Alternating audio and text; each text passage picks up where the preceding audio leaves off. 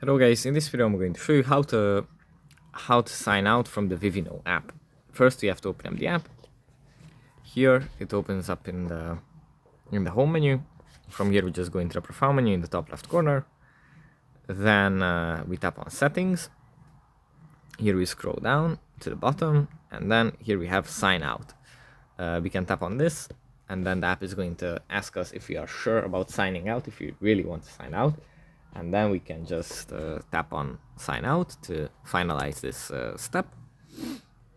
And that's pretty much it. The app is going to sign us out, and if we want to sign back in, we can just tap on continue with Google and select the email address. And yeah, that's pretty much it. That's basically how you do it.